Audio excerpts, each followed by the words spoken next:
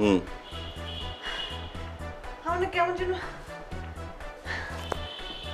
খারাপ লাগছে। কি হয়েছে? পানি খাবে? শ্বাস নিতে পারছি না। কি বলছো তুমি? হ্যাঁ, মুখে ডাকো। আরে মুখে ডাকো। নাবিলা, নাবিলা, একটু আসো তো। ও যেন কেমন করছে।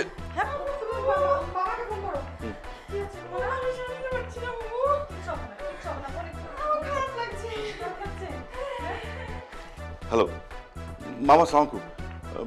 রুমানা কেমন যেন করছে, আপনি কি একটু আসবেন? জি, হাসপাতালে নিয়ে আসবো? তাহলে কি অ্যাম্বুলেন্স পাওয়া যাবে?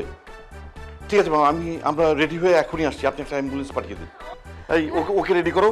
মামা ও বললো যে ওকে নিয়ে হাসপাতালে যেতে, অ্যাম্বুলেন্স পাঠাচ্ছে। হুম।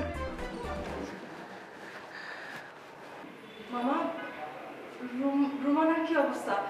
ও ঠিক আছে তো? রুমানা, কি হলো মামা, তোমাকে এমন দেখাচ্ছে কেন? সব ঠিক আছে তো নাকি? আয়ান, তুই বাবা হয়েছিস, তোর একটা ফুটফুটে কন্যা সন্তান হয়েছে। বৌমা, তুমি বলেছিলে না তোমার কোল জোর একটা ফুটফুটে সন্তান আসবে? শুকর আলহামদুলিল্লাহ। মামা, রুমানার কি অবস্থা? ওকে কি দেখা যাবে? হ্যাঁ হ্যাঁ হ্যাঁ, বাবু দেখবে, ওকে ওকে এক্ষুনি নিয়ে আসছে। মামা, আমি রুমানার কথা বলছি। ও হ্যাঁ হ্যাঁ, বলেছি, আমি দুলাভাইকে খবরটা দিয়ে দিয়েছি। মামা, রুমানাকে একটু দেখা যাবে না? ও রুমানা, হ্যাঁ হ্যাঁ, দেখবে, একটু ওয়েট করো, ওকে এক্ষুনি নিয়ে আসবে। যাক, তাহলে রুমানাও ভালো আছে। মামা, নর্মাল ডেলিভারি হয়েছে তাই না? দরজা খুলে দিন।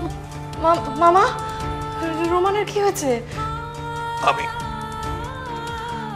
আমি অনেক চেষ্টা করেছি আয়াত, কিন্তু রুমানাকে বাঁচাতে পারিনি।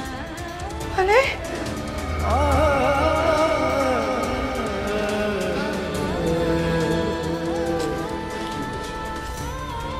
ও অনেক আগে থেকেই একটা কঠিন রোগে ভুগছিল। আমি তোমাদের জানাইনি। আমি অনেক চেষ্টা করেছি, কিন্তু ওকে আমি সুস্থ করতে পারিনি।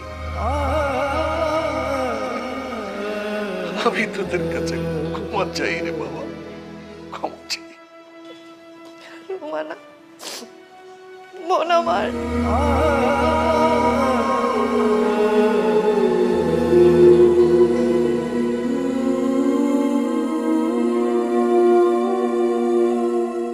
বৌমা, তুমি চেয়েছিলে না একজন ফুটফুটে সন্তান, দেখো দেখতে ঠিক তোমারই মতো হয়েছে। বৌমা, তুমি ওর আসল মা। একজন অনেস্ট মাদার হওয়ার মতো সমস্ত যোগ্যতাই তোমার আছে। তোমার সান্নিধ্যেও বড় হয়ে ও একদিন একজন অনেস্ট মাদার হবে।